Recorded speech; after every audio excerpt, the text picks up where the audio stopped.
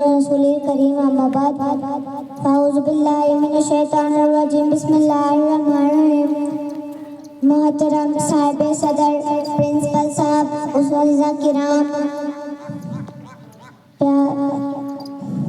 میرے پیارے بھائیوں اور بہنوں، السلام علیکم۔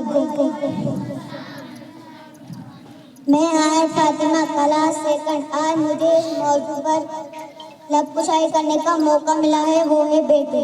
بیٹیاں سب کی مقدر میں کہاں ہوتی ہے، بیٹیاں سب کی مقدر میں کہاں ہوتی ہے، گھر جو خدا کو پسند آئے وہاں ہوتی ہے۔ بیٹی ایک عورت کے روپ میں ہوتی ہے، یہ بیٹی عالم اسلام کی علمبردار ہوتی ہے، وجود انسان کی بنیاد ہوتی ہے، کسی معاشرے کی پہچان ہوتی ہے۔ بیٹی جب دنیا میں تشریف لاتی ہے تو والدین کے لیے باعث رحمت ہوتی ہے، بیوی کی صورت میں ہوتی ہے اطاعت کی وجہ سے خود جنتی کہتی ہے، لیکن جب مرد مقام پر پہنچتی ہے تو جنت اس کے قدموں کے نیچے ہوتی ہے۔ عورت تجھے سلام ہے، بلا شبہ تو اس معاشرے کی پہچان ہے۔